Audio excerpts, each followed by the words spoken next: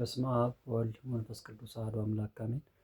በስመ አብ ወወልድ ወመንፈስ ቅዱስ አሐዱ አምላክ አሜን። በስመ አብ ወወልድ ወመንፈስ ቅዱስ አሐዱ አምላክ አሜን። የእግዚአብሔር ቤተሰቦች፣ የእናታችን የእመቤታችን የቅድስት ድንግል ማርያም የአስራት ያደራ ልጆች፣ የቅዱሳን ሁሉ ወዳጆች እንደምን ሰነበታችሁ? እንደምን ዋላችሁ? እንደምን አመሻችሁ? አሜን። ልዑለ ባሕርይ ቅዱስ አምላካችን ስሙ ዛሬም ዘወትርም የተመሰገነ የከበረ ይሁንልን። አትለይምና እናታችን እመቤታችን ቅድስት ድንግል ማርያም ስሟ የተመሰገነ ይሁን። ቅዱሳን እንደተሰጣቸው ጸጋና ክብር መጠን ስማቸው የተመሰገነ ይሁን። ዛሬ የምንቀጥለው ያው ታሪክ ትምህርታችን ክፍል 10 ይሆናል። ክፍል 10 ላይ የምናነሳው በተለይ ዛሬ ከሶስተኛው ከአባታችን ትልቁ የኢትዮጵያ ኦርቶዶክሳዊ ቤተክርስቲያን የመጀመሪያው ጳጳስ ተብሎ የሚታሰበው ወይም ደግሞ በታሪክ ጸሐፊያን ዘንድ ስሙ በደንብ የሚታወቀው አባታችን ቅዱስ ፍሬምናጦስ ከሳቴ ብርሃን ማን ነው? በሱ ጊዜ የነበረው ክርስትና ምን ይመስል ነበረ? ኢትዮጵያ እንዴት መጣ? ከወንድሙ ከኤዲዮስዮስ ጋራ እንዴት ወደ ኢትዮጵያ መጡ? ከመጡ በኋላስ በነበረው የአብርሃና የአብጽሐ ዘመን ምን ስልጣን ነበራቸው? እንዴት ክርስትና ለማስፋፋትና ጵጵስና ለመቀበል እንዴት በቃ የሚለው ነገር በስፋት የምናነሳበት ታሪክ ክፍል ይሆናል። ይህንን በተለይ ክርስትናውን ወደ ኢትዮጵያ ከገባበት ከመጀመሪያው 100 ክፍለ ዘመን ጀምሮ ወይም ደግሞ ከ34 ዓመተ ምህረት ጀምሮ እስከ 330 ድረስ ያለውን ጊዜ ምን ይመስል እንደነበረና በተወሰነ መልኩ ስለሱ አንስተን ከዛ በኋላ አባታችን ታላቁ ሐዋርያ ታላቁ ለኢትዮጵያ ብርሃን የሆነው አባታችን ከሳቴ ብርሃን ፍሬምናጦስ ሕይወቱን በተመለከተ በተወሰነ መልኩ የሰራቸው ስራዎች ምን እንደሆኑ ኢትዮጵያ ውስጥ ምን ስራ እንደሰራ ምን ስራ እንዳከናወነ በተወሰነ መልኩ የምናነሳ ይሆናል። እንዳሁን እንዳልኩት ክርስትና ወደ ኢትዮጵያ የገባው በ34 ዓመተ ምህረት በጃንደረባው በባኮስ አማካኝነት እንደሆነ ባለፈው በነበረን ትምህርታችን ላይ ለማንሳት ሞክረናል። ስለዚህ እሱ ከሰራው በኋላ ወይም ደግሞ እሱ ካለፈ በኋላ ያው እሱ በሰማዕትነት እንዳለፈ በህንድ ሀገር ውስጥ በሰማዕትነት እንዳለፈ ያው ህይወቱ መጨረሻ ላይ ለማንሳት ሞክረናል። እሱ ካለፈ በኋላ በእርግጥ እሱ ብቻ ሳይሆን ያው ሌሎቹም ቅዱሳን ሐዋርያት ወደ ኢትዮጵያ መጥተው እንዳስተማሩ ብዙ ታሪክ ጸሐፊያን በማስረጃም የጠቀሱበት መንገድ እንዳለ ባለፈው በነበረን ትምህርታችን ላይ ለማንሳት ሞክረናል። ስለዚህ እሱ ብቻ ሳይሆን ክርስትና ወደ ኢትዮጵያ ያመጣው እሱ ቢሆንም ግን ሌሎች አባቶቻችን ሐዋርያትም በተለይ እነ ቅዱስ ማቴዎስ በኢትዮጵያ መጥተው እንዳስተማሩ ብዙዎቹ ታሪክ ጸሐፊያንም የቤተክርስቲያን ሊቃውንትም በደንብ የሚመሰክሩትና የሚናገሩት ነገር ነው።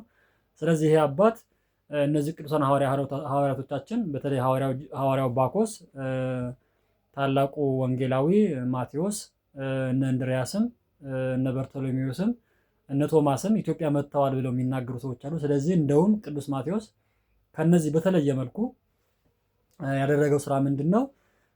ክህነትን በነበረው ስልጣን ክህነትን እንደሰጠ በተለይ ካህናትን፣ ዲያቆናትን፣ ጳጳሳትን ጭምር ይሾመው እንደነበረ በታሪክ ረገድ ጽፈው የሚከራከሩና የሚናገሩ ሰዎች እንዳሉ በደንብ መታወቅ መቻል አለበት። ከዚህ በተለይ እነ ታሪክ ጸሐፊው እነ ዞሲማስ፣ እነ አውሳቢዮስ ዘቂሳሪያ፣ ሌሎችም እነ ሩፊኖስም ብዙዎቹ ኢትዮጵያ ውስጥ መጥቶ እንደጻፈና እንዳስተማረ ክርስትናም እንዳጠመቀ በተለይ ጥምቀትን፣ ቅዱስ ቁርባንን ለኢትዮጵያውያን እንደሰጠ በደንብ የሚናገሩበት መንገድ አለ። ስለዚህ የሐዋርያ ጃንደረባው ስራ እንዳለ ሆኖ ትልቁ የሚነሳለን ነገር ደግሞ የእነዚህ ሐዋርያት ስራም እንዳለበት በተለይ ቅዱስ ማቴዎስ ካህናትን፣ ዲያቆናትና ጳጳሳትን ሾሞ እንደሄደ የሚናገሩ ሰዎች አሉ። ስለዚህ ይሄ በጣም ለኛ በተለይ ከ34 ዓመተ ምህረት እስከ 330 ድረስ ያለው የክርስትናው ሁኔታ በደንብ አይታወቅም፣ ጥልቅ የሆነ ነገር ይፈልጋል ወይም ደግሞ ዝርዝር የሆነ መረጃ የለውም ብሎ የሚከራከሩ ሰዎች ስላሉ አንዱ ማስረጃችን የሚሆነው ጃንደረባው ያጸናው የሰራው ስራ አለ። ከዛ በተጨማሪ ደግሞ ቅዱስ ማቴዎስ ካህናት ከሾመ፣ ዲያቆናት ከሾመ፣ ጳጳሳት ከሾመ፣ ስለዚህ ቀጣይነት ያለው ነገር ነው ማለት። ስለዚህ እነሱ መሰረት ላይ የነበረ ስለሆነ ይሄንን የሚያሻማ ነገር እንደሌለው በደንብ እንድናስተውል ያስፈልጋል። ስለዚህ ቀጥሏል። ምናልባት ብሔራዊ ሃይማኖት አልሆነም እንጂ በዛ ጊዜ ካህናትም ዲያቆናትም እንደነበሩ የሚያጠምቅም ሰው እንደነበረ ማጥመቅም ብቻ ሳይሆን ክርስቲያኖችን ክርስትና የሚያስነሳ ቅዱስ ሥጋውን ከወዶ የሚያቀብል ሰው እንደነበረ በስፋት የሚነገርበት ስለሆነ በዚህ እንድንይዘው ያስፈልጋል። ስለዚህ ይሄ ዘመን በተለይ ከ34 ዓመተ ምህረት እስከ 330 ድረስ ያለው ዘመን በጥቅሉ በዚህ መሰረት ነው የሚታየው። ምናልባት ዋና ዋናዎቹ ነገሮች ብናነሳ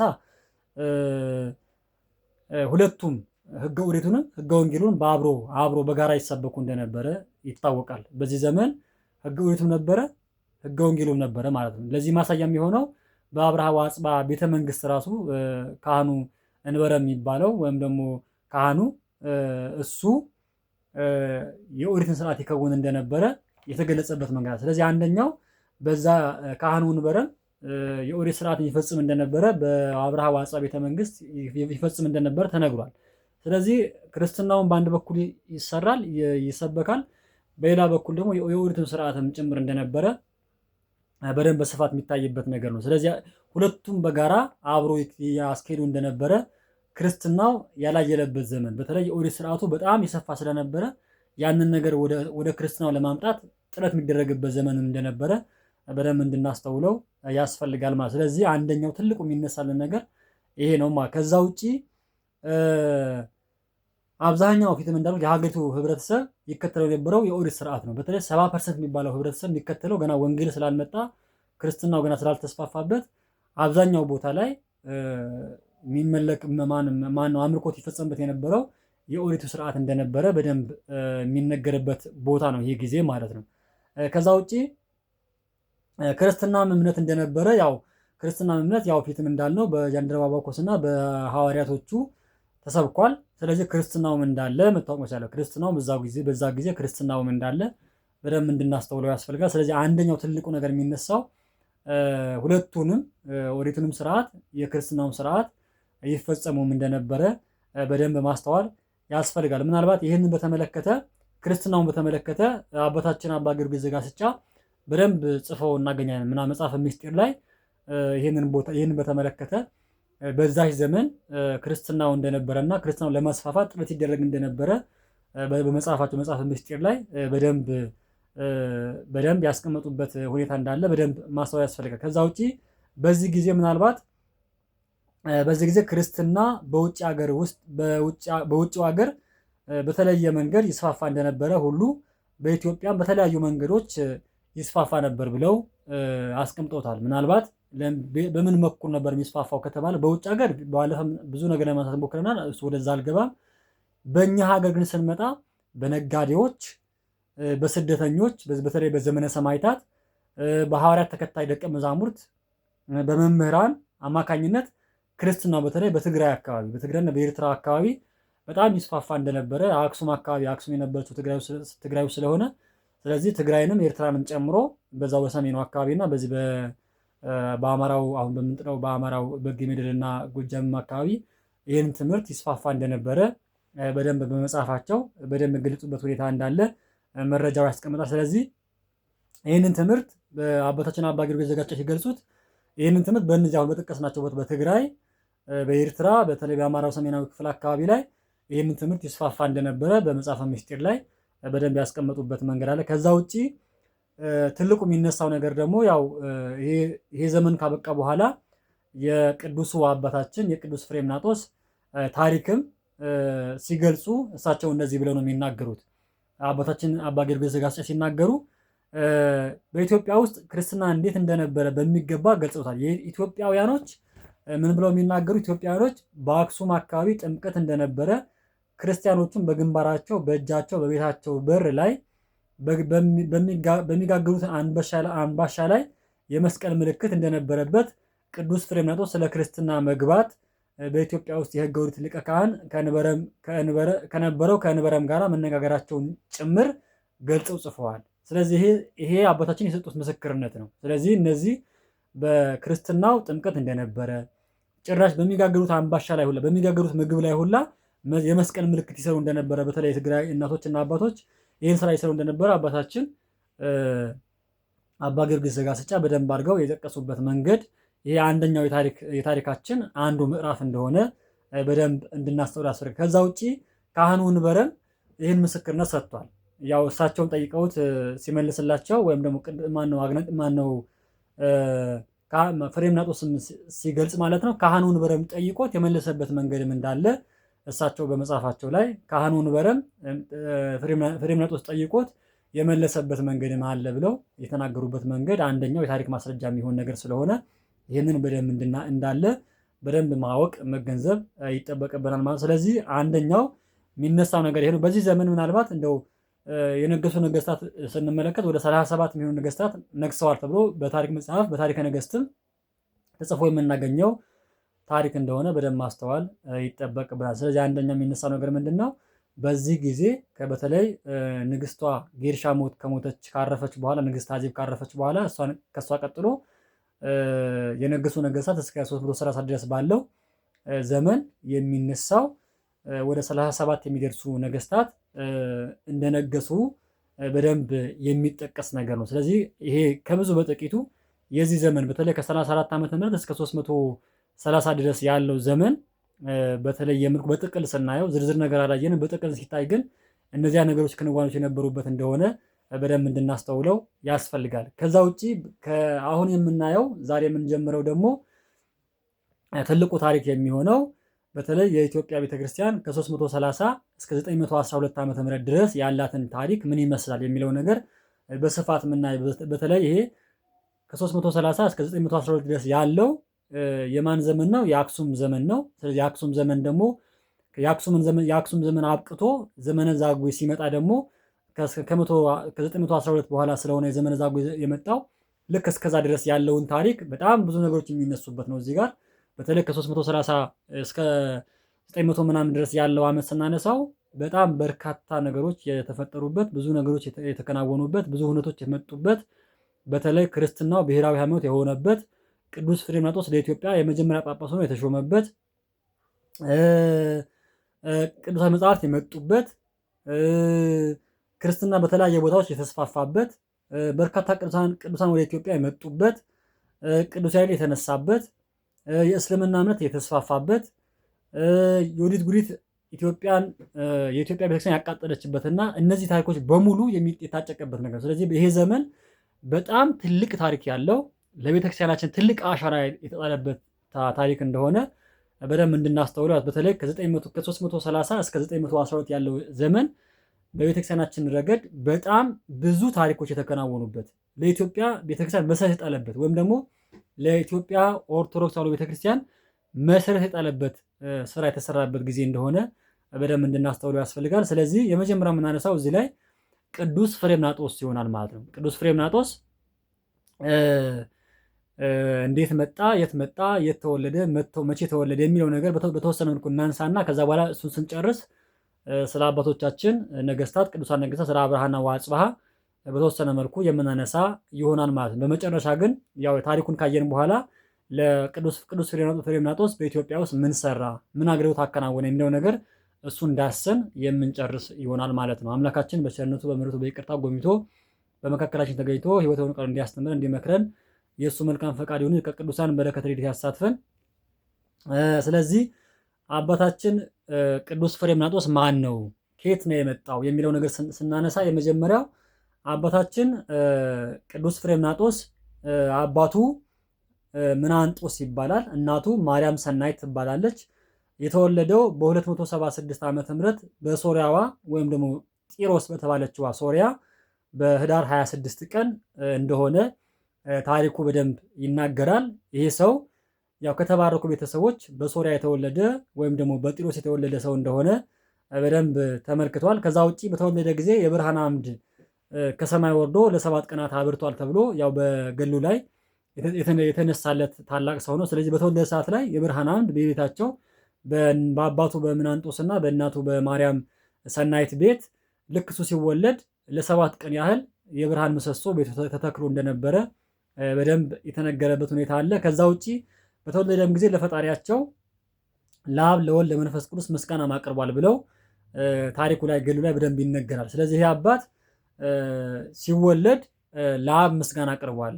ለአብ ለወልድ ለመንፈስ ቅዱስ ምስጋና ይገባቸዋል ብሎ ለአብ ምስጋና ይገባል፣ ለወልድ ምስጋና ይገባል፣ ለመንፈስ ቅዱስ ምስጋና ይገባል ብሎ ለሶስትነታቸው ክብር የሰጠ የሰገደ ታላቅ ሰው እንደሆነ በደንብ እንድናስተውል። ከዛ ውጪ 40 ቀን ሲጠመቅ ያው በመጠመቅ ስመ ክርስትና አግኝቶ ቅዱስ ፍሬምናጦስ ተብሏል።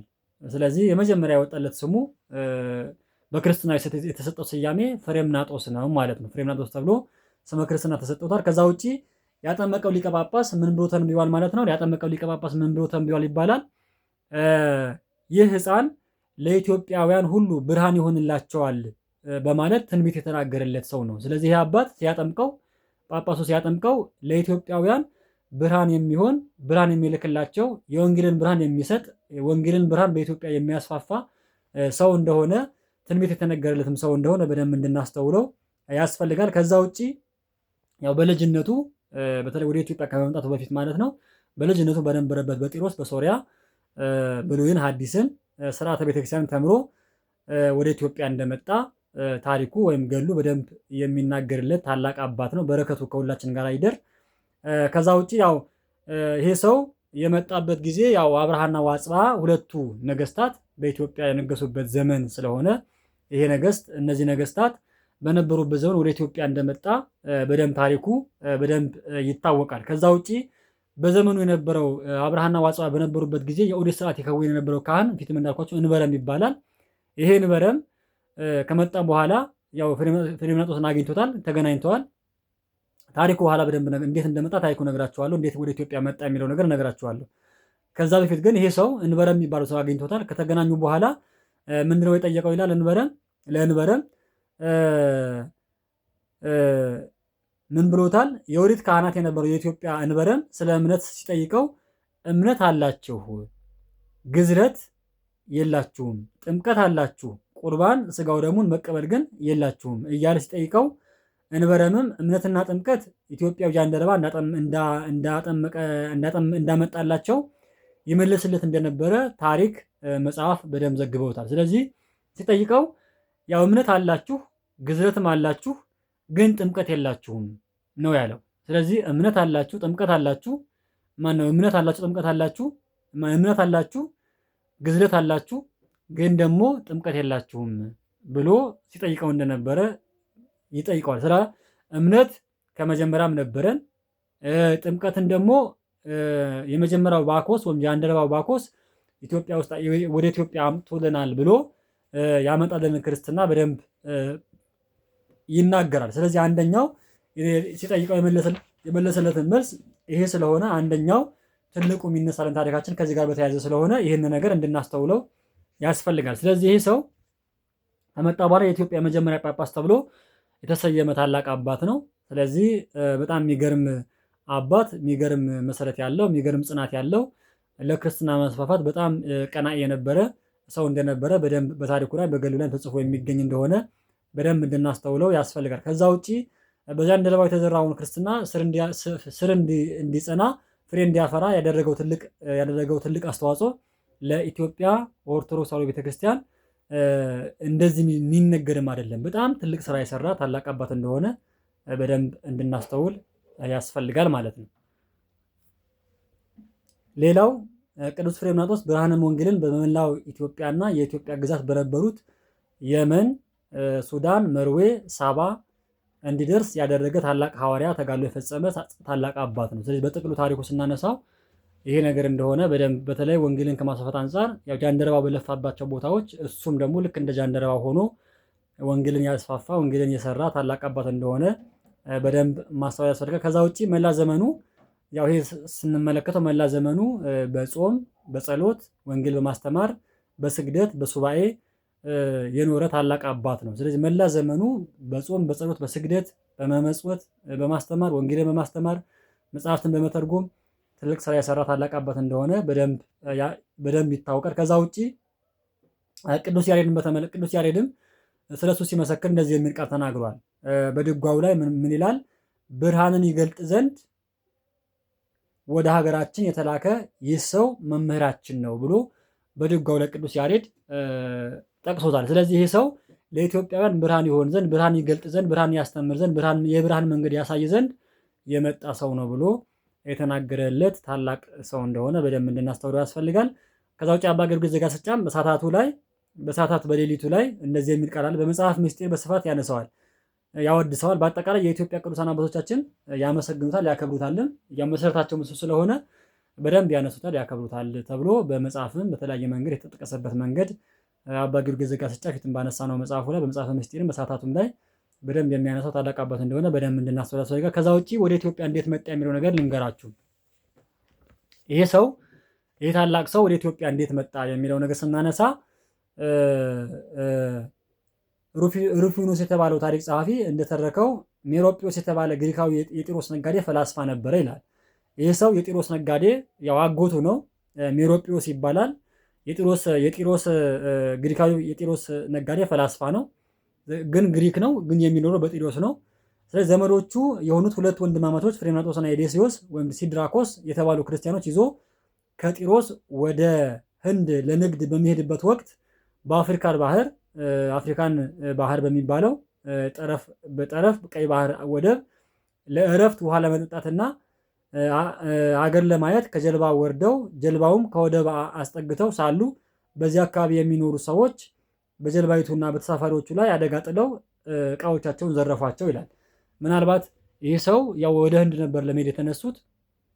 ሁለት ወንድማማቾች ታናሽና ታላቅ ወንድማማቾች ናቸው የያዛቸው ይዞ የመጣ ሜሮጲዎስ ማለት ነው። ከመጣ በኋላ ያው በአፍሪካን ባህር አካባቢ ወይም ደግሞ በዚህ በቀይ ባህር አካባቢ ለማረፍና ሀገሪቷን ለማየት ብለው እዛ ለመዝናናት ሲወርዱ እዛ አካባቢ ላይ ምን ነበረ በርበር የሚባሉ ሰዎች በጣም አስቸጋሪና በጣም ከባድ ሰዎች ስለነበሩ በዚህ የባህር ላይ ወንበዴዎች ናቸው። ስለዚህ እነዚህ ሰዎች አግኝተው እቃቸውን ዘረፏቸው። የንግድ የያዙት እቃዎች በሙሉ ዘረፉ። ከዛ ሜሮጲዎስን እዛ ይገሉታል። ከዛ እነዚህ ልጆች ደግሞ አምልጠው ያመልጡና በቀይ ባህር አካባቢ ወደ ኤርትራ ገብተው ከኤርትራም ወደ ሱዳን ወደ መንግስታችን ያሉበት አካባቢ እንደመጡ ታሪክ ጸሐፊው በደንብ ይነገር። ስለዚህ ወደ ሐማሴን እንደደረሱና በሐማሴን የነበረው አውራጃ ደግሞ የአውራጃ ገዢ ደግሞ ለንጉሱ ለአብርሃና ወአጽብሃ ወደ ቤተ መንግስት ይዞ እንዳመጣቸው ይናገራል። ከዛ በኋላ ያው በአክሱም ቤተ መንግስት ከገቡ በኋላ እንግዶች ናቸው። የኢትዮጵያውያን ደግሞ እንግዳ መቀበል ባህላቸውን ልማዳቸውም ስለሆነ እነዚህ ሁለቱ ወንድማቾች ተቀብለው ያው እንዴት እንደመጡ ምን እንደሆኑ ከሀገራቸው ምን ይዘው እንደመጡ ምን አይነት ሰዎች እንደሆኑ የተማሩትን ትምህርት ሃይማኖታቸው ምን እንደሆነ በደንብ ጠየቋቸው። ከጠየቋቸው በኋላ እነዚህ ሰው ጠቢባን እንደሆኑ ግሪክንም መጽሐፍ እንደሚችሉ ክርስትናም እንደተማሩ በደንብ እንደሚያውቁ ያው ንጉሱ ስለተረዳ ለቤተ መንግስታቸው ምን ያደረጓቸው ይላል። ከዛም በቤተ መንግስት ተወዳጅነትና ታማኝነት አገኙናል። ንጉሱ አይዘና የአብርሃና የአጽብሃ አባት ስለዚህ ኤዴሲዮስ ጋሻ ጃግሬ ምናልባት የመጡት በአይዛና ጊዜ ነው። አይዛና የሚባለው የሁለቱ የኢዛናና የሳይዛና አባት ነው። አይዛና ይባላል። ሁለቱ ነገስታት በተለይ ኢዛናና ሳይዛናን የወለደ ታላቅ ንጉስ ነው። ስለዚህ አይዛና ማለት ነው። ይሄ አይዛና በነበረበት ጊዜ ነው የመጡት ማለት ነው። ከዛ በኋላ አይዛና ሲሞት እነዚህ ሁለቱ ልጆች በአብርሃና በአጽብሃ በኢዛናና በሳይዛና ወድቀዋል። ከዛ በኋላ ያው ማንን ነው ኤዴሲዮስ ጋሻ ጃግሬ ያደረገው ይላል አደረጉት። ከዛ ደግሞ ፍሬምናጦስ ደግሞ በጅሮንድ ያደረጉት። በጅሮንድ ማለት የገንዘብ ቤት አለቃ ወይም ደግሞ የሀብት አለቃ ማለት የሀብት አለቃ ሀብትን አሰባሳቢ፣ ገንዘብ አሰባሳቢ፣ ንዋይ የሚሰበስብ በንዋይ ላይ ስልጣን ያለው ሰው የተማረም ስለሆነ በዛ ላይ እንዳስቀመጡት ታሪኩ በደንብ ይናገራል። ከዛ ውጪ ያው ንጉሱ ሲሞት ንጉሱ ፊት አይዛና ብያቸዋል። ንጉሱ ሲሞት ለልጆቹ ያው አደራ ብሏቸው ያው እነዚህ ልጆች ልጆቼ ገና አልደረሱም። ስለዚህ እነዚህ ሰዎች ሁለት ወንድማማቾች በቤተ መንግስቱ ትልቅ ረዳት ስለሆኑ ለአብርሃና ወአጽብሃ እናት ለንግስቷ ለሶፊያ ያው እነዚህ ልጆች ቤተ መንግስቱ ሰዓት በደንብ አውቀውታል። እኔም አይቻቸዋለሁ። ጠንካሮች ናቸው፣ አዋቂዎች ናቸው፣ ጥበበኞች ናቸው። ስለዚህ እነሱ ጋር ያግዙሽ ብሎ ልጆች እስኪያድጉ ድረስ አንቺ ንግስት ሆነች ስለምትመሪ ልጆች ከደረሱ በኋላ ግን እነዚህ እያገዟቸው እንዲያስተምሯቸውና እንዲረዷቸው ብሎ ያው ቃል በተናዘዘው መሰረት እሷ ልጆቿ እስኪደርሱ ድረስ መንግስት ሆናለች። ከዛ በኋላ እነሱን እየረዷት ኖራለች። ከዛ በኋላ ንግስቷ ሶፊያ በደመና ከእርሷ ጋር እንዲቆዩና ያው ሀገራቸው ለመሄድ ፈልገው ነበር። በነገራችን ላይ ንጉሱ ከሞተ በኋላ ሀገራቸው እንዲሄዱ ፈልገው ነበር። ግን ንግስቷ በጣም በደመና ቆየቻቸው ነው የሚባለው። በደመና ቆየቻቸው፣ ያው ለምና አቆይታቸዋለች። ከዛ በኋላ ያው ቅዱስ ፍሬምናጦስና ወንድሙ ኤዴሲዮስ በአክሱም ቤተ መንግስት ለረጅም ዘመን እንደኖሩና እንደቆዩ በደንብ ይታወቃል። ከዛ ውጪ ምንድነው የሆነው? ፊትም እንዳልነው ያው ካህኑ ወንበረም አለ። የውርስ ስርዓት ነው የሚፈጽመው። ካህናቶች ማን ነው እነዚህ ነገስታቶችም የውርስ ስርዓት ይፈጽማሉ። ከዛ ኢትዮጵያውያን እምነት አላቸው፣ ግዝረት አላቸው። ግን ክርስትና ማን ነው ጥምቀት የላቸውም። ቅዱስ ሥጋና ክቡር ደግሞ የላቸውም። ስለዚህ ይህን የሚያደርግ ደግሞ ካህን ያስፈልጋል፣ ጳጳስ ያስፈልጋል፣ ዲያቆናት ያስፈልጋሉ። ስለዚህ ይህን ነገር ለማድረግ ምንድነው መደረግ ያለበት ብሎ ነገስታቱን ያማከራቸዋል። ካማከራቸው በኋላ ምንድነው የሆነው? አንተ ቋንቋውን ስለምታቅ ባህሉን ስለምታቅ በደንብ ስለተማርክ ስለ ክርስትናው ወደ ግብፅ ሀገር ሂድና ጳጳስ እንዲያመጣልን ለቅዱስ አትናቴዎስ ንገረው ብለው ይልኩታል። ከዛ በኋላ ከላኩት በኋላ ወደ እስክንድሪያ ይደርሳል። እስክንድሪያ ከደረሰ በኋላ ቅዱስ አትናቴዎስ በዛ ዘመን ያው በዓለም ላይ በጣም ትልቅ የክርስትና ምንፍቅና የተነሳበት ዘመን ስለነበረ በክርስትናው ላይ ምንፍቅና የተነሳበት ዘመን ስለነበር እሱን ለማውገዝ ኒቅያ ሄዶ ከኒቅያ ተመልሷል። ያው እስኪመለስ ድረስ ጠብቆታል የሚባለው ከጠበቀው በኋላ በ325 ዓመተ ምህረት ማለት ነው ጠብቆት ከዛ ስለ ኢትዮጵያውያን ክርስትና፣ ስለ ኢትዮጵያውያን ባህል፣ ስለ ኢትዮጵያውያን አኗኗር፣ ስለ ኢትዮጵያውያን የአምልኮተ እግዚአብሔር ነገረው።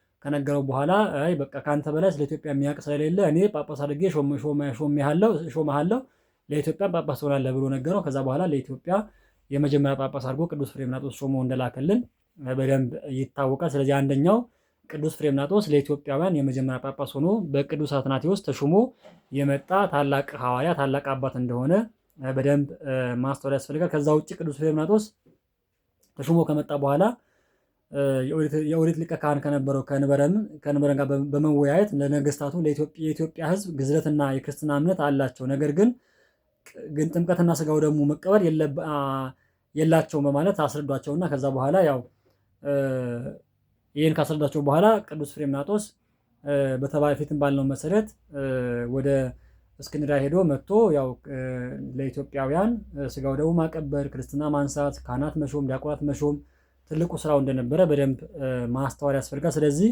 ይሄ ሰው ቅዱስ አትናቴዎስ ጋር የተሾመ መቼ ነው?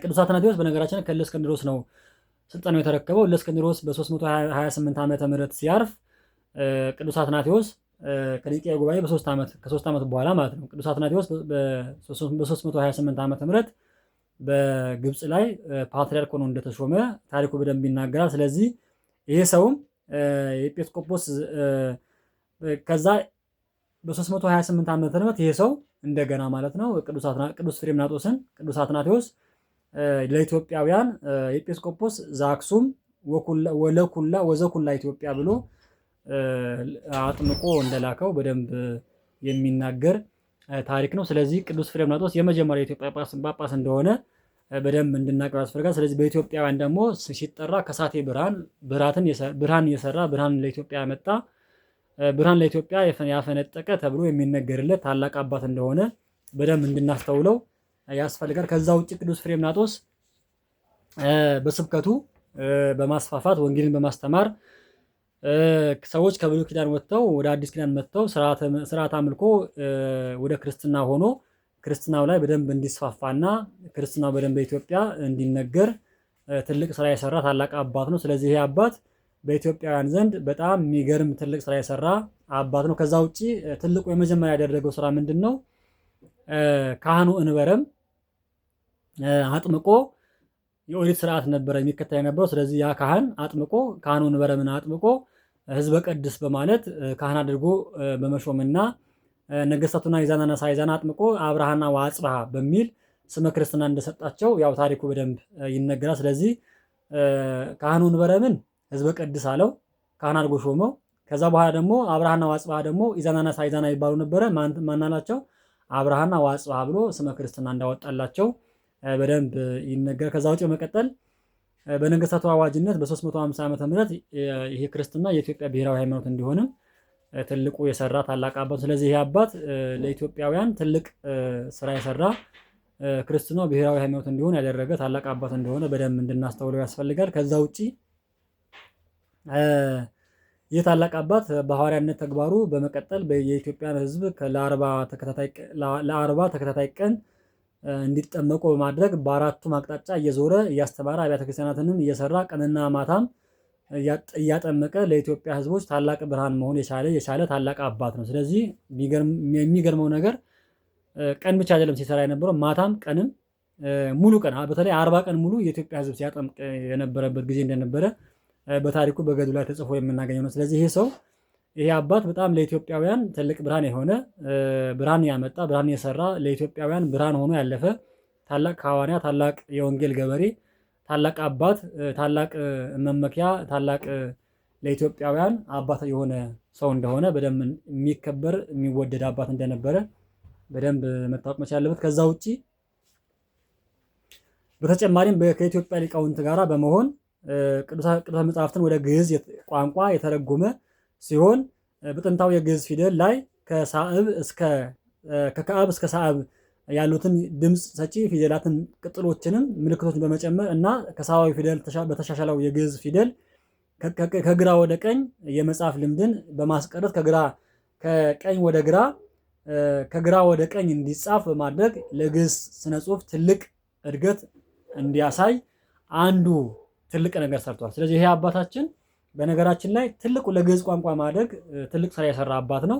ምናልባት ከዚህ ከግዕዝ ቋንቋ እድገቱ ጋር በተያያዘ የሚነሳን ነገር ምንድን ነው? ይሄ አባት ማለት ነው ትልቁ የሰራው ነገር ምንድን ነው? ያው አበገደ ብቻ ነበር የነበረው የግዕዙ ፊደል። ያው ሁላችንም እንደምናስታውሰው አበገደ ወይም ደግሞ አሁን ለምሳሌ ንጉስ ለመጻፍ ነገሰ ነበር የሚጻፈው፣ ወይም ደግሞ ነጋሽ ለመባል ነገሰ ነበር የሚሆነውና ስለዚህ እሱ ግን ንጉስ የሚለው ነገር ለመጨመር እነዚህ ከአብ ጀምሮ እስከ ሳብዕ ያሉት ፊደላት ስድስቱ ማለት ነው የጨመረው ከሊቃውንቱ ጋር በጋራ መሆን የጨመረው ይሄ ከሳቴ ብርሃን ቅዱስ ፍሬምናጦስ እንደሆነ በደንብ ይታወቃል። ከዛ ውጪ የሚጻፍ የነበረው ያው ከቀኝ ወደ ግራ ነበረ ይጻፍ የነበረው። አሁን ግን እሱ በማስቀረት ከግራ ወደ ቀኝ እንዲጻፍ ከግራ ወደ ቀኝ እንዲመጣ ጽፈቱ ከዛ ልክ እንደ አረቢያ ነበር፣ እንደ አረቢያና እንደ እስራኤል ነበር የሚጻፈው ከቀኝ ወደ ግራ። ከዛ በኋላ ደግሞ ምን አደረገው? እሱ ከግራ ወደ ቀኝ ያዞረው እሱ እንደሆነ በደንብ በታሪክ ድርሳናት በደንብ ተጽፎ የሚገኝ ነገር ነው። ስለዚህ ቅዱስ አባታችን ለኢትዮጵያ ያልሰራው ስራ የለም ተብሎ የሚባለው በእነዚህ ምክንያቶች ነው። ከዛ ውጪ መጨረሻ ማነሳላችሁ ይሄ አባት ለኢትዮጵያ ቤተክርስቲያን ምን አደረገ የሚለው ነገር በተወሰነ መልኩ እናንሳና እንጨርሳለን። ያደረገው አስተዋጽኦ ምንድን ነው? ለኢትዮጵያ ቤተክርስቲያን ለኢትዮጵያ ኦርቶዶክሳዊ ቤተክርስቲያን ምን ስራ ሰራ የሚለው ነገር እናንሳና እንጨርሳለን። የመጀመሪያው ስብከተ ወንጌል ነው። ያ በመላ ኢትዮጵያ በተለይ በሰሜኑ ሀገራችን ክፍል በተለይ በኤርትራም በትግራይም በሰሜንም በአማራ ክልልም በሌሎችም ቦታዎች ወንጌል በማስፋፋት ረገድ ትልቅ ስራ የሰራ ታላቅ አባት ነው። በተለይ በአፋርም ጨምሮ ማለት ነው ወደዛም ስለሚጠቃለሉ እነሱ በሙሉ ወንጌልን ያስፋፋ ታላቅ አባት ነው። ስለዚህ ቀንና ሌሊት ነበር ሲሰራ የነበረው። ቀንና ሌሊት ሙሉ ለሙሉ ወንጌል እየሰበከ እያጠመቀ እያስተማረ ክርስትና እያስነሳ እንደነበረ በደንብ ይታወቃል። ከዛ ውጪ ሁለተኛው ተግባሩ ካህናትና ዲያቆናትን መሾም ነው። ሁለተኛው ስራው የነበረው ከስብከተ ወንጌሉ ባሻገር ያው ስብከተ ወንጌል ለማስፋፋት የግድ ሰዎችን ለማስጠመቅ ምን ያስፈልጋል? ካህን ያስፈልጋል። ስለዚህ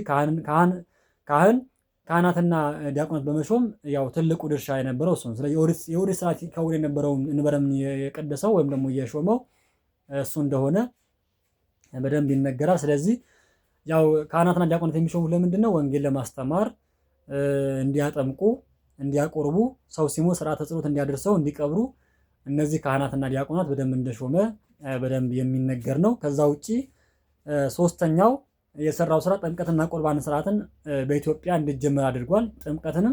ጥምቀትንም ቁርባንንም ጥምቀት እንኳን የተጀመረው በፊት ጀምሮ ነው። ምናልባት ያው ባለፈም እንዳነሳናቸው ጥምቀት የጀመረው ጃንደረባው ባኮስ እና ያው ወንጌላዊ ቅዱስ ማቴዎስ በኢትዮጵያ እንደጀመሩት ይነገራል።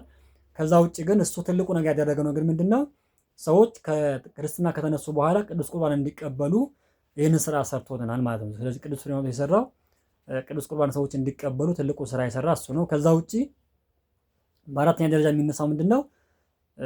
መንፈሳዊ ትምህርት ቤትን ማቋቋም ነው። በተለይ በትግራይ አካባቢ በአክሱም አካባቢ የመጀመሪያው መንፈሳዊ ማህበር የመሰረተ እሱ ነው። መንፈሳዊ ማህበር የሚባለው ነገር ያመጣው ያቋቋመው አባታችን ቅዱስ ፍሬምናጦስ እንደሆነ ይነገራል። ስለዚህ ይህን ማህበር በተለይ በ347 ዓመተ ምህረት እንደተቋቋመ ስሙም የማህበረ ጽዮን ሰማያዊት እንዳለው በደንብ ይነገራል። ስለዚህ ማህበራት መቋቋም የጀመሩት በዛ ጊዜ እንደሆነ በደንብ ማስተዋል ያስፈልጋል ማለት ነው። ስለዚህ ማህበራት የተቋቋሙበት ዘመን አባታችን ቅዱስ ፍሬምናጦስ በዛ ጊዜ ማህበረ ጽዮን ሰማያዊት ብሎ የመጀመሪያ ክርስቲያኖችን ማህበር ያቋቋመ እሱ እንደሆነ በደንብ መታወቅ መቻል። ከዛ ውጪ መንፈሳዊ ትምህርት ቤት ነው። ትምህርት ቤቱ ለማስፋፋት በፊትም እንዳልነው የግዕዝ ትምህርትን ማሻሻል አንደኛው ማሻሻያ ነበረ። ስለዚህ የግዕዝ ትምህርት ማሻሻል አንደኛው ለግዕዝ ትምህርት ቤት ወይም ደግሞ ለመንፈሳዊ ትምህርት ቤት እድገት ትልቅ ነገር መሰረት ስለጣለ ፊደሉን ጽሁፍን ከግራ ወደ ቀኝ መጻፍ ተጀምሯል። ከዛ ደግሞ ከከአብ ጀምሮ እስከ ሳልስ እስከ ሳብ ያሉትን ፊደላት እንደጨመረ ይነገራል። ስለዚህ እነዚህ መጨመራቸው መስተካከላቸው ለትምህርት ቤቶቹ መስፋፋት ትልቅ አስተዋጽኦ የነበረው እንደሆነ በደንብ የሚታወቅ ነገር ነው። ከዛ ውጪ ሰማያዊቷን ጽዮን ድንግልን መንግስት ሰማያትን እንድናስብ ትልቅ ስራ ሰርቷል። በተለይ አሁን ማህበሩ ጽዋ ማህበሩ ወይም ደግሞ ማህበሩ የተመሰረተበት ማህበረ ጽዮን የተመሰረተበት ነገር ትልቁ ምክንያት ምንድን ነው? አባቶች ሲናገሩ ወይም በድርሳኑም ላይ እንዳለው ወይም ደግሞ በግሉ ላይ እንዳለው እንደሚታወቀው ይሄ አባታችን ማህበሩ ሲመሰርተው ማህበረ ጽዮን ሰማያዊት ሲመሰረት አንደኛ ሰማያዊቷን ጽዮን እንድናስብ፣ ድንግል ማርያምን እንድናስብ፣ መንግስተ ሰማያትን እንድናስብ ነው አንደኛው ዓላማ ሆኖ የተሰራው። ስለዚህ እያንዳንዱ በዚህ ማህበር የሚሳተፍ ሰው ሰማያዊት ኢየሩሳሌም እንዳለች ሁለተኛ የምንገባባት ወይ ከዛ ከገነት በኋላ የምንገባባት የዘላለም ህይወታችን እዛ እንዲሆን ሰማያዊት ኢየሩሳሌም እዛ እንዳለች እሷን እንድናስብ፣ ሁለተኛ ደግሞ ድንግል ማርያምን እንድናስብ። ድንግል ማርያም አምላክን በድንግልና ጸንሳ በድንግልና የወለደች አምላክ ወላዲተ አምላክ ስለሆነች እሷንም ጭምር እንድናስባት፣ ከዛ ውጭ ደግሞ መንግስት ሰማያትም ጭምር እንድናስብ የሚታሰብበት ማህበር እንደነበረ ይታወቃል። ከዛ ውጭ ስብከተ ወንጌል ለማስፋፋት ነው። ያው የዛ ማህበር አባላት የሆኑ ሰዎች በሙሉ ስለ ክርስትና የገባቸው ሰዎች ስለሚሰባሰቡበት የማህበሩ አባላት በሙሉ ወደ ክርስትና ለማስፋፋት ወንጌልን ለማዳረስ ለመላክ ደቀ መዝሙር ለመሆን ትልቅ ስራ ስለነበራቸው እነዚህን ሰዎች ለማግኘትና ለማስተማር ማህበሩ መመስረት አስፈላጊ ነገር ነበር ማለት ነው። ከዛ ውጭ አብያተ ክርስቲያናትን በየቦታው ለማሰራት እነዚህ ማህበራት ወይም መንፈሳዊ ማህበሩ የማህበሩ አባላት በሙሉ መንፈሳዊ የሆኑትን ማህበራት አባሎቻቸው በሙሉ ለዛ ቤተክርስቲያን ለማሰራትና ቤተክርስቲያን ለማነጽ አንደኛው መንገድ ስለነበረ በዛ ምክንያት ይህን ማህበር ተመስርቷል። ከዛ ውጭ ደግሞ ከቅዱሳን በረከት ለመሳተፍ ነው። ያው ከቅዱሳን በረከት ለመሳተፍ ይህ ማህበር እንደተቋቋመ በደንብ ይነገራል። ከዛ ውጭ በአራተኛ ደረጃ የሚነሳው ምንድነው? በርካታ አብያተ ክርስቲያናትን አሰርቷል። ይሄ አባታችን በጣም በርካታ አብያተ ክርስቲያናትን እንዳሰራ በደንብ ይነገርለታል። ለምሳሌ አራት ማዕዘን ሰቀልማ ያሉት አብያተ ክርስቲያናት በተለይ በሱ ዘመን የተሰሩ እንደሆኑ በተለይ ዋሻ ሰቀልማ የተጀመረበት ጊዜ ስለነበረ እሱ በዛ ጊዜ እንደሆነ በደንብ ያስታውቃል። ስለዚህ ቤተክርስቲያን በሶስት አይነት መንገድ እንደሆነ ሁላችንም እናስተውላለን። ቤተክርስቲያን ሲሰራ ወይም ደግሞ ቤተክርስቲያናት ሲሰሩ በሶስት መንገድ ነው የሚሰሩት። የመጀመሪያው ሰቀልማ ነው። ሁለተኛ ክብ ወይም ክብ ቤተክርስቲያን፣ ሶስተኛ ፍልፍል ዋሻ ናቸው። ስለዚህ ከዚህ አይወጣም። የኢትዮጵያ ኦርቶዶክስ ቤተክርስቲያን የቤተክርስቲያን አሰራሯ ከነዚህ ከሶስቱ አይወጣም ማለት ነው። ለምሳሌ አሁን ሰቀልማ ብለው ሲባል ያው ሰቀልማ በጣም ብዙዎቹ በተለይ በዘመናዊ የሚሰሩ አብያተ ክርስቲያናት ሰቀልማ ተብለው ይጠራሉ። ለምሳሌ አሁን ጎንደር ደብረ ብርሃን ስላሴ ያው ሁላችን የምናየው ጎንደር ደብረ ብርሃን ስላሴ ሰቀልማ ነው። ከዛ ውጪ አጣጣሚ ቅዱስ ሚካኤል፣ እስጢፋኖስ፣ ቅድስት ስላሴ ካቴድራል፣ ቦሌ መድኃኔዓለም፣ መንበረ ስብሐት ቅድስት ስላሴ እነዚህ ሽሮ ሜዳ ሌሎችም ቦታዎች ላይ ሰቀልማ እንደሆኑ ያው ይታወቃል። ከዛ ውጪ ክብ ቤተክርስቲያን ለምሳሌ ያው 4 ኪሎ ባለወልድ ቀጨኔ መድኃኔዓለም እነዚህ ቦታዎች ክብ ናቸው። እነዚህ በክብ እንደ ምሳሌ የሚነሱ ናቸው። ሌሎችም ቦታዎች ያው በስፋት በየቦታችን በየአካባቢያችን ክብ ዋሻና ሰቀልማ ያው በብዛት ይታወቃሉ። ከዛ ውጪ ፍልፍል ዋሻ ደግሞ የሚባሉ ለምሳሌ ያው ምስካበ ቅዱሳን መድኃኔዓለም ሰሜን ሸዋ ላይ ያው ሰሜን ሸዋ ሀገረ ስብከት ላይ በተለይ ሰሜን ሸዋ ላይ ጻድቃኔ ማርያም አለፍ እንዳለን የምናገኘው ስላ ድንጋይ ላይ የሚገኝ ትልቅ ቤተክርስቲያን ነው። ከዛ ውጪ ቲሳ አቡነ ተክለ ሃይማኖት፣ ቅዱስ ሚካኤል ዋሻ፣ ኩክየለሽ ዋሻ ቤተክርስቲያን እነዚህ በሙሉ ዋሻ ቤተክርስቲያኖች እንደሆኑ በደንብ ማስተዋል ያስፈልጋል። ከዛ ውጪ ስለዚህ ከነዚህ በተለይ ከሶስቱም ቅዱስ ፍሬምናጦስ ከሶስቱም ሰርቷል ማለት ከሶስቱም አብያተ ክርስቲያናት ከሶስቱም አይነቶች ቅዱስ ፍሬምናጦስ እንደሰራ ይታወቃል። ስለዚህ እነዚህን አብያተ ክርስቲያናት በደንብ እየሰራ ያሰራ ታላቅ አባት እንደሆነ በደንብ እንድናስተውለው ያስፈልጋል። ከዛ ውጭ ሰባተኛ ላይ የሚነሳለት ትልቁ ስራው ጸሐፊዎችን ሾሟል። ጸሐፊዎቹ በተለይ መጽሐፍትን የሚጽፉ ጽሁፎችን የሚያዘጋጁ ለስብከት የሚሆኑ መጽሐፍትን የሚያዘጋጁ የሚጽፉ ሰዎችን እንደሾመ በደንብ ይታወቃል። ምናልባት ፊትም እንዳልነው ከግራ ወደ ቀኝ ከግራ ወደ ቀኝ ቀይሮታል የጽህፈት ሲስተሙን። ከዛ ውጪ ደግሞ ከከአብ ጀምሮ እስከ ሳብ ድረስ ያሉትን ፊደላትን ጨምሯል። በዚህ ምክንያት ጸሐፊዎችም ጭምር ያስፈልጉ ስለነበረ ጸሐፊዎች እንደሾመ በደንብ ይነገራል። ለምሳሌ የሾማቸው ጸሐፊዎች የመጀመሪያ ጸሐፊዎች የሚባሉት ተክለ ሃይማኖትና ገብረ መስቀል የተባሉ ሰዎች እንደነበሩ ያው በድርሳኑ ላይ ማነው በገሉ ላይ ተጽፎ እንደሆነ በደንብ እንድናስተውል ያስፈልጋል። ከዛ ውጪ በስምንተኛ ደረጃ የሚነሳለት ስራው ምንድን ነው? የግዕዝ ፊደልን አሻሽሏል። ፊትም ብለነዋል። የግዕዝ ፊደልን ከከአብ እስከ ሳብ ያለውን በመጨመር የሳባዊን ፊደል አቀማመጥ ከግራ ወደ ቀኝ የመጻፍ እና የማንበብ ዘዴ እንዲሆን ያደረገው እሱ እንደሆነ ያው በደንብ ተጠቅሷል። ከዛ ውጭ ቅዱሳን መጽሐፍትን ተርጉሟል። ይሄ ትልቁ ስራው ለኢትዮጵያ ኦርቶዶክሳዊ ቤተክርስቲያን ትልቁ ስራ የሚባለው ምናልባት ከሱ በፊት መጽሐፍት መተርጎም የብሉዩ ካልሆነ በስተቀረ የአዲስ ኪዳን መጽሐፍትን በመተርጎም ረገድ ያው እሱ ግንባር ቀደሙ ነው። ለምሳሌ የሚነሳለት ነገር ምንድን ነው? ከሱርስት ወይም ደግሞ ከሶሪያ ቋንቋ ማለት ነው እና ከጽርዕ ቋንቋዎች ከዕብራይስጥ እና ከግሪክ ቋንቋዎች ወደ ግዕዝ መጽሐፍት እንዲተረጎሙ እንዲጻፉ ትልቅ ስራ የሰራ ታላቅ አባት ነው። ስለዚህ በተለይ የሐዲስ ኪዳን መጽሐፍት የጻፉበት ቋንቋ ያው ሁላችንም እንደሚታወቀው ጽርዕ ነው። ስለዚህ ይህ ከጽርዕ ቋንቋ ወደ ግዕዝ እንዲተረጎም ትልቅ ስራ ሰርቷል። ከዛ ውጭ ከዕብራይስጥም ብዙ መጽሐፍትን ወደ ግዕዝ የተረጎመ ታላቅ አባት ነው።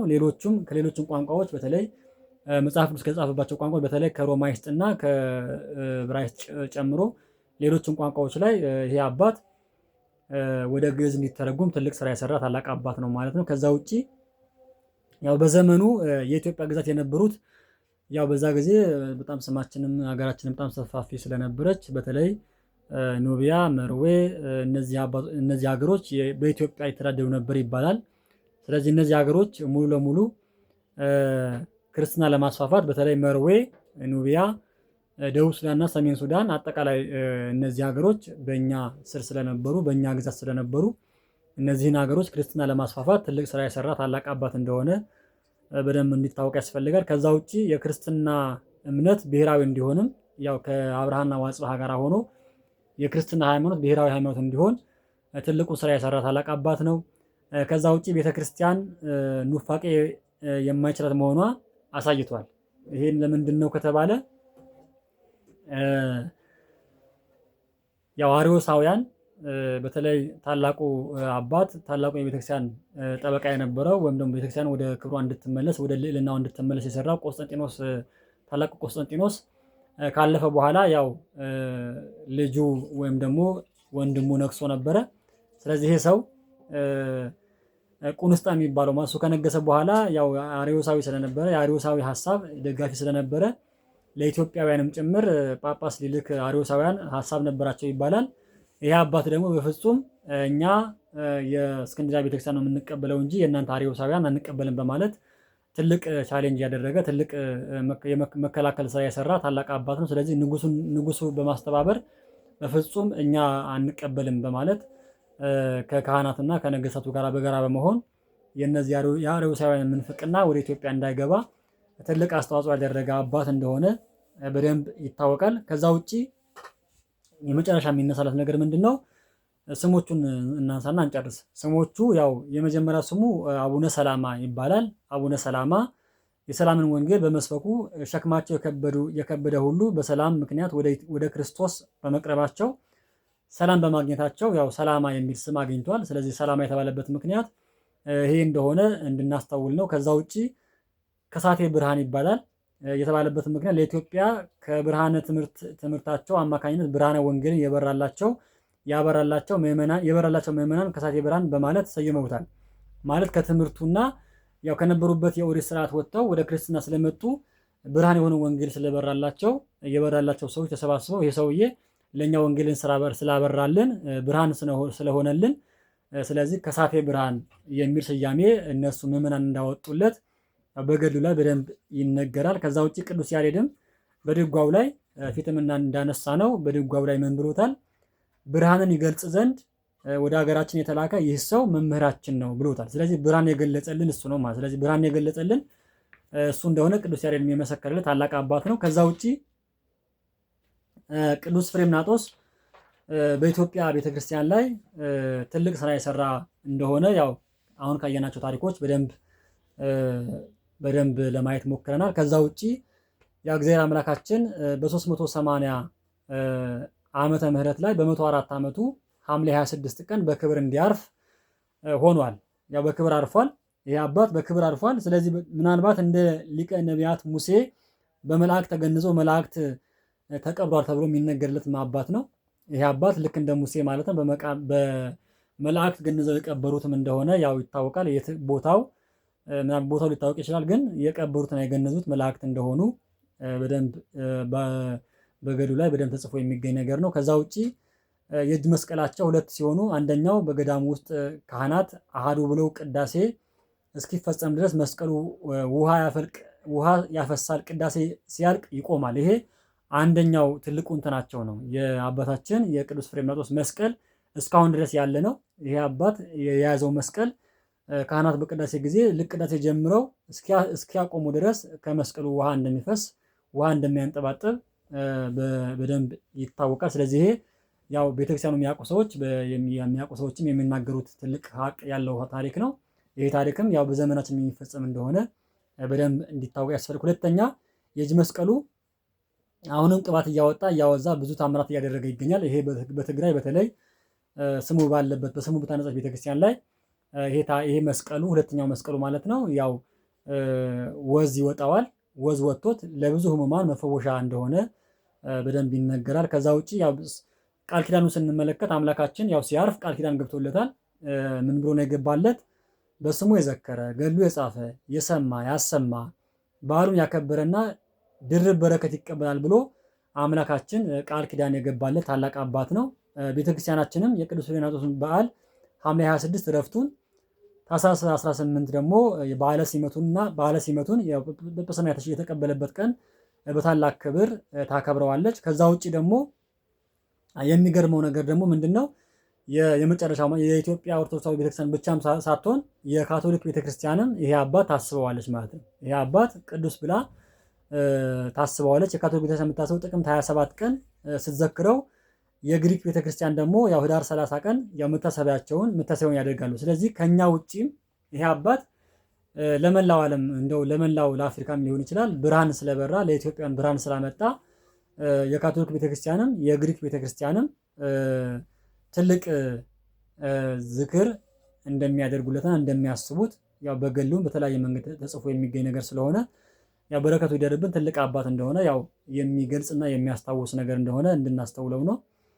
ከዛ ውጪ ይሄ አባት ያው በነ ቅዱስ ያሬድም በነ ቅዱስ አባ ጊዮርጊስ ዘጋስጫም በሌሎችም ቅዱሳን አባቶቻችን ላይ አባቶቻችን አንደበት የተመሰከረለት ታላቅ አባት እንደሆነ በተለያየ መንገድ የታሪኩ ስናነሳ ያነሳናቸው ነገሮች አሉ። ቅዱስ ያሬድም አባታችን አባ ጊዮርጊስ ዘጋስጫም ሌሎችም ቅዱሳን አባቶቻችን ስለሱ በደንብ በስፋት የመሰከሩበት መንገድ አለ ማለት ነው። ስለዚህ ከዚህ አባታችን ከቅዱስ ፍሬምናጦስ አምላካችን ረድኤት በረከት ያሳትፈን። የቅዱሱ በረከት በሁላችን በሀገራችን በኢትዮጵያ ለዘላለሙ ጸንቶ እንዲሉን የእሱ መልካም ፈቃድ ይሁን። በአማላጅነቱ አይለየን። ያው የብዙ የሆነላት ኢትዮጵያ ብዙ ለክርስትና የለፋላት ብዙ ነገር ያደረገላት ኢትዮጵያ በዛሬ ጊዜ ያው ሰላሟን አጥታ በብዙ ነገሮች የተቸገረች ስለሆነ የእሱ አማላጅነት የምትፈልግበት ጊዜ ነው። ስለዚህ ቅዱስ አባታችን የለፋላት ሀገር የደከምክላት ሀገር በዚህ ሁኔታ ተጨንቃለችና አንተ ምሕረትህ ቸርነትህ ከአምላክ ለምን እንድታመጣላት ያንተ መልካም ፈቃድ ይሁን። አምላካችን በቸርነት በምሕረት በይቅርታ ከአባታችን ከአቡነ ፍሬምናጦስ ረድኤት በረከት ድጋሚ እንድታሳትፈን ያንተ መልካም ፈቃድ ይሆንልን። የአብ ቸርነት የወልድ ፍቅር የመንፈስ ቅዱስ አንድነት የእመቤታችን አማላጅነት የቅዱሳን መላእክት ፈጣን ተራዳኢነት የቅዱሳን ጻድቃን ሰማዕታት ነቢያት ሐዋርያት አበው መነኮሳት ረድኤት በረከት ከሁላችን ጋር ይሁን። አነሳስቶ ስላስጀመረ አስጀምሮ ስላስፈጸመ ለአምላካችን ስሙ በድጋሚ የተመሰገነ ይሁን። ቆየን።